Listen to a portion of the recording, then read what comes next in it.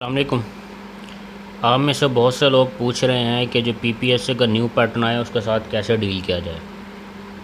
तो एक बुक मैंने आपके सामने ओपन की हुई है, कारवान कम्प्रिहेंसिव इस बुक का नाम है। इसके अलावा इसकी जो एक्सटेंशन थी वो भी लिखी हुई है अहमद नजीब ने इंसाइक्लोपीडिया के नाम से, लेकिन मुझे लगता है उसके मुकाबले में ये बुक ज़्यादा अच्छी है। ठीक है, अब इसको हम डिस्कस कर लेते हैं, ये बुक कैसे अच्छी है। इसको हम ओपन करते हैं। इस बुक में सब चीज़ डिटेल से दी हुई है। ठीक है, यहाँ पे अगर मैं बात की जाए टॉपिक वाइज में, ना सिर्फ एमसीक्यूज दिए हुए हैं, यहाँ पे थ्योरी भी दी हुई है यहाँ पे उन्होंने। ठीक है, अगर बात की जाए यहाँ पे स्टार्ट में जनरल जियोग्राफी दी हुई है, उन्होंने बताया हुआ है सब कुछ। उसके बाद रिवर ऑफ द वर्ल्ड का टॉपिक है, ocean of the seas, ocean and seas का टॉपिक है, कैनाल्स, बराज, डैम का है, माउंटेन एंड प्लेटोज का है, लैक्स का है। तो ये डिफरेंट टॉपिक्स दिए हुए हैं। जैसे बॉडी का ऑटोप्सी होती है ना, जैसे बॉडी का पोस्टमार्टम किया जाता है उसे बोलते हैं ऑटोप्सी। तो यहाँ पे टॉपिक्स की ऑटोप्सी की हुई है इसने, मतलब बहुत डिटेल में इन्होंने चीज़ें डिस्कस की हुई हैं। यहाँ पे स्टार्ट का जो पेज है वो आप देख लें। यहाँ पे आप जनरल जोग्राफी में क्या लिखा हुआ है इन्होंने, कॉन्टिनेंट वाइज एशिया का एरिया सबसे ज़्यादा टॉप पे है, फिर अफ्रीका का है, फिर नॉर्थ अमेरिका का है, साउथ अमेरिका का है, फिर अंटार्कटिका का है, फिर यूरोप का है और फिर ऑस्ट्रेलिया का है। यहाँ पे वर्ल्ड की जो पॉपुलेशन है 60% एशिया में है। ठीक है, इसी तरह जो वर्ल्ड का जो एरिया है 29.5% वो एशिया के पास है, दैन 20% अफ्रीका के पास है। 20% एमसीक्यूज भी आ चुका है अफ्रीका का। उसके बाद उन्होंने यहाँ पे डिस्कस किया है हाईएस्ट एंड लोएस्ट पॉइंट और कॉन्टिनेंट के, ये भी आ जाते हैं। पूछे तो ज़्यादा एशिया के जाते हैं या यूरोप के या अफ्रीका के, इन तीन के पूछे जाते हैं ज़्यादा, लेकिन उन्होंने सबके लिखे हुए हैं। उसके बाद यहाँ पे ओशंस की बात करें तो यहाँ पे 5 ओशन आपको पता है।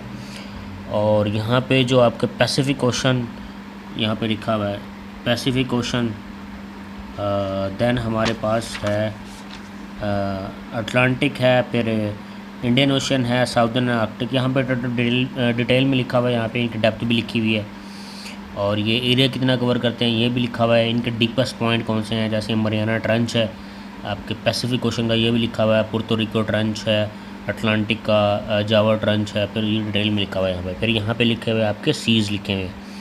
शॉर्टेस्ट सी यहाँ पे सी बाल्टिक सी लिखा हुआ है, लेकिन इससे भी एक छोटा सी है, सी ऑफ मरमरा, तो आपने ये याद रखना है।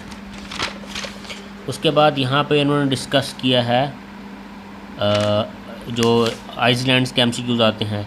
अब जो largest island of the world क्या है, वो कालीलत नूनत है उसका नाम, ग्रीनलैंड जिसे आप बोलते हैं उसका दूसरा नाम कालीलत नूनत भी है। उसके बाद न्यू गिनिया है, बोर्निया है, मैदागास्कर, बैफन, सुमात्रा है ये पे। उसके बाद न्यूजीलैंड है, होंशू है, ग्रेट ब्रिटेन। ये ग्रेट ब्रिटेन और न्यूजीलैंड ये दोनों आइसलैंड ही हैं, मतलब इनके चारों तरफ पानी ही है। ठीक है, अगर लार्जेस्ट आपके एरिया वाइज बात की जाए आइसलैंड की, अगर वो ऑस्ट्रेलिया दे दो ऑप्शन में तो फिर आपने ऑस्ट्रेलिया लिखना है, क्योंकि ऑस्ट्रेलिया के भी चारों साइड पे पानी ही है। वो जब भी एमसीक्यूज देता था पास पेपर में देखा जाए तो उसने लिखा होता था एक्सक्लूडिंग ऑस्ट्रेलिया, फिर तो ठीक है ग्रीनलैंड लगाते हैं आप। लेकिन अगर वो ऑस्ट्रेलिया ऑप्शन साथ दे रहा है और ग्रीनलैंड भी दे रहा है, फिर आपने ऑस्ट्रेलिया लगाना है, ये याद रखना आपको। फिर यहाँ पे डिफरेंट जो आपके माउंटेन्स हैं, हाई पीक्स हैं, माउंट एवरेस्ट है, केटू है, फिर थर्ड लोटस, फिर मकालो, चाचुंगा और ऑल दीज यहाँ पे लिखी हुई हैं। 14 हाई पीक है 8000 से अबव, ये देखें 14। ठीक है, इसमें 40-12 ने ऑलमोस्ट 8 की हुई थी, ये एमसीक्यूज आ सकता है। इनकी हाइट भी आ चुकी है, ब्रॉड पीक की हाइट आती है 8047 मीटर, ये एमसीक्यूज आ चुका है। ठीक है ना। फिर हमारे पाकिस्तान में कितनी 5 पाई जाती हैं पाकिस्तान में, एक तो एक केटो पाई जाती है। ठीक है, उसके बाद नीचे आए तो 5th पे आपको नांगा पर्वत नज़र आएगी, 9th पे है नांगा पर्वत। ठीक है, 9th पे। फिर ये गैशंबरम 1 ब्रॉड पीक और गैशंबरम 2 ये भी हमारे होंगे। जब अलीसद पराग इंटरव्यूज देखें वो बात कर रहा होगा G1 G2 की, तो वो G1 ये गैशंबरम 1 और गैशंबरम 2 ही है। ठीक है, उसके बाद अगर बात की जाए यहाँ पे उसने इंपॉर्टेंट नेचुरल लैक्स की बात की है। कुछ ऐसी लैक्स भी हैं जिनके एंड में सी लगता है, ये देखिए कैस्पियन सी ये लैक है। ठीक है ना, डेड सी ये भी लैक है, याद रखिएगा। तो लार्जेस्ट लैक वो पूछेगा ना कौन सी है वर्ल्ड की, तो वो कैस्पियन सी है, इसके साथ सी लिखा हुआ है, लिखा हुआ इसके साथ सी है, लेकिन ये लैक है। ठीक है ना, Caspian Sea largest lake of the world. उसके बाद यहाँ पे उसने डिफरेंट जो शिपिंग कैनाल्स हैं ये भी आ जाती हैं। बेलुआ मोरे आती है टॉप पे सबसे बाद, बाल्टिक सी की जो है, फिर स्विस कनाल है, फिर गोल्टा है, वोल्गा, मॉस्को में। ये कनाल्स भी पूछ लेता है कहाँ पे है, तो ये डिटेल पे यहाँ पे इस बुक पे बड़ा बयान किया हुआ है इसने। उसके बाद ये ट्रॉपिकल डेजर्ट बयान किए हुए हैं। दो तरह के होते हैं ये डेजर्ट। ठीक है ना, तो वो ट्रॉपिकल डेजर्ट इसने डिफाइन किया है यहाँ पे सहारा है, फिर अरेबियन है। ये पीएमएस के एमसीक्यूज़ में आया था कि सेकंड लार्जेस्ट डेजर्ट, तो ये अरेबियन यहाँ पे लिखा हुआ, ठीक है ना। कालाहारी है, थर है, तकलमकान डेजर्ट है। इसके अलावा कुछ और भी आप रिसर्च करेंगे डेजर्ट निकल आएंगे। यहाँ पे जो ओल्ड बुक थी मेरे पास, मैंने उस पर लिखा हुआ था, यहाँ पे मैंने न्यू एडिशन परचेज़ किया है। एक काराकुम डेजर्ट है और एक है केज़लकुम डेजर्ट। काराकुम डेजर्ट तुर्कमानिस्तान में पाया जाता है और केज़लकुम डेजर्ट वो उज़्बेकिस्तान और तुर्कमानिस्तान दोनों में पाया जाता है, ठीक है ना। तो ये डेजर्ट जो सेंट्रल एशियन डेजर्ट है उनकी बात कर रहा हूँ। इसके अलावा नैम्बियन डेजर्ट भी आ चुका है। एक कालाहारी डेजर्ट का उसने पूछा है ये कहाँ पे है, तो बोट्सवाना में ये है। उसके बाद यहाँ पर रिवर उसने बयान किए हुए हैं। नाइल की बात करें और अमेज़न की, इन दोनों में कन्फ्यूजन ये होती है कि नाइल जो है ये लॉन्गेस्ट तो है लेकिन लार्जेस्ट नहीं है ये, क्योंकि जो वाटर फ्लो है, वाटर का जो वॉल्यूम होता है वो इसमें कम है as compare to Amazon. Amazon में जो वाटर वॉल्यूम है वो ज़्यादा है, इसलिए लार्जेस्ट अमेज़ोन है और लॉन्गेस्ट लेंथ वाइज जो लंबा है वो नाइल है, और जो वाटर क्वांटिटी जिसमें ज़्यादा है वो अमेज़ोन है, इसलिए लार्जेस्ट ये है, इसलिए भूलिएगा ना। थर्ड पे यहाँ पे मैसूरी नज़र आ रहा है आपको, फिर यंगस्कियांग नज़र आ रहा है, तो डिफरेंट आपको रिवर नज़र आएंगे यहाँ पे। ये भी आपके एमसीक्यूज़ आ सकते हैं। इम्पोर्टेंट क्रॉप्स यहाँ पे हैं। उसके बाद कुछ एमसीक्यूज़ उसने ये लिखे हुए हैं यहाँ पे डिफरेंट, आप लोग ये भी पढ़ सकते हैं, पढ़ना चाहें। उसके बाद रिवर ऑफ द वर्ल्ड, यहाँ से बहुत अच्छा शुरू हो जाता है। रिवर ऑफ द वर्ल्ड वो बताता है, ठीक है। यहाँ पे पहले ही एमसीक्यूज़ देख लें, नीलैंड की बात की है उसने। ये जो आपका नाइल रिवर है ये दो तरह का है, एक ब्लू नाइल है और एक वाइट नाइल है। जो वाइट नाइल है वो लैक स्पीरस आई थिंक आता है, और जो ब्लू नाइल है जो मिलते हैं ये सूडान में खरतूम के मकाम पे। जो ब्लू नाइल है वो लैक टाना से आते हैं जो कि इथोपिया में है। तो ये दो डिफरेंट मिलती हैं आपस में आके लैक्स का वाटर रिवर नाइल का, तो एक ब्लू नाइल है और एक ये वाइट नाइल आके मिलता है कहाँ पे, खरतूम के मकाम पे। यहाँ पे यही पूछा होगा, हाँ ये देखिए खरतूम का पूछा, सूडान का कैपिटल है खरतूम। ये किसका है, ये जस्ट सूडान का कैपिटल है। एक साउथ सूडान का कैपिटल भी आता है, उसका कैपिटल जुबा है। दो सूडान है ये, ठीक है ना। The river Volga pour into water into, ये सारे एमसीक्यूज़ आप लोगों ने पढ़ने हैं, ये बड़े इंपॉर्टेंट है। यहाँ पे बड़े अच्छे लिखे हुए हैं। ओशन एंड सीज़ भी इसने, ओशन सीज़ के तमाम एमसीक्यूज़ इसने लिखे हुए हैं यहाँ पे। फिर उसने कैनाल्स के हवाले से जितने एमसीक्यूज़ आते हैं, डैम्स के हवाले से वो भी, माउंटेन प्लूटोज़ के जो एमसीक्यूज़ आते हैं वो भी इसने सारे लिखे हुए हैं। लेक्स के जो एमसीक्यूज़ आते हैं वो भी हैं। Passes and glacier, desert and plains के एमसीक्यूज़, ठीक है। अभी पीएमएस के क्वेश्चन भी हमने लिखा हुआ है। टकलमकान डेजर्ट इस्माइल ये चाइना में है, और गोबे डेजर्ट कहाँ पे है, मंगोलिया में, भूलिएगा नहीं, चीज़ें मिक्स नहीं करनी है आप लोगों ने। यहाँ पे एक और बात करो, यूनिवर्स का इसने जो टॉपिक लिखा हुआ है ना ये बहुत अच्छा लिखा हुआ है ये टॉपिक। यहाँ पे पहले उसने यहाँ पे डिफाइन आपको दिखाया एक पिक्चर में, ये सन है, फिर आपको पता है सीक्वेंस में मरकरी है, फिर वीनस, फिर अर्थ है आप लोगों की, फिर मार्स है, फिर जुपिटर है, फिर सैटर्न है, यूरेनस है, फिर नेपच्यून है, जो 8 प्लैनेट जो सन के गिर्द मूव कर रहे हैं। सैटर्न के हवाले से एमसीक्यूज़ भी आता है, ये रिंग शो की हुई है। ऐसा कौन सा प्लैनेट है जिसके गिर्द बिल्कुल क्लियर रिंग्स हैं, जो डिफाइन रिंग जो नज़र आती हैं, वो सैटर्न है। यूट्यूब पर वीडियोस देखेंगे मिल जाएंगे आप लोगों को। उसने नंबर ऑफ़ मून्स बताए हुए इनके, रेवोल्यूशन टाइम और रोटेशन टाइम बताया हुआ है। रेवोल्यूशन होती है किसी भी प्लैनेट का सूरज के गिर्द चक्कर लगाना, मतलब जिससे उसका ईयर चेंज होता है। जैसे हम 365 डेज़ हमारा रेवोल्यूशन पीरियड है, ठीक है। उसके बाद हमारा नया साल शुरू हो जाता है। इसी तरह जो रेवोल्यूशन टाइम है, और रोटेशन टाइम होता है किसी भी प्लैनेट का अपने एक्सिस के गिर्द मूवमेंट, उससे डे एंड नाइट चेंज होते हैं। जैसे हमारी एक्सिस की मूवमेंट की वजह से क्या होता है, हमारे डे एंड नाइट चेंज होते हैं, ठीक है ना। सेंटर ऑफ द गैलेक्सी में सन है तो ये यूँ मूव कर रहा होता है, ठीक है। तो एक पार्ट में 12 आवर्स, एक पार्ट में धूप होती है और 12 आवर एक में होती है। अब ये मैं बता नहीं सकता, यहाँ पे 3D वीडियोस आप देखेंगे यूट्यूब पे आपको समझ आ जाएगी। तो यहाँ पे फिर एमसीक्यूज़ उसने किए लिखे हुए इसके बहुत अच्छे। यहाँ पे एमसीक्यूज़ आप देखें, यहाँ पे the comet named after Edmond Halley reappears after a time of interval of every, तो ये 76 साल बाद एक कॉमेट है जो आता है। उसमें मतलब 76 साल बाद क्यों आता है, इसका रेवोल्यूशन टाइम जो है 76 ईयर्स है सन के गिर्द, मतलब बहुत ज़्यादा स्लो इसकी मूवमेंट है सन के गिर्द, इसलिए ये एडमंड हैली ने इसको डिस्कवर किया था। कि कॉमेट क्या होता है, दुमदार सितारा, शायद आपने सुना हो, दुमदार सितारा आपने सुना हो।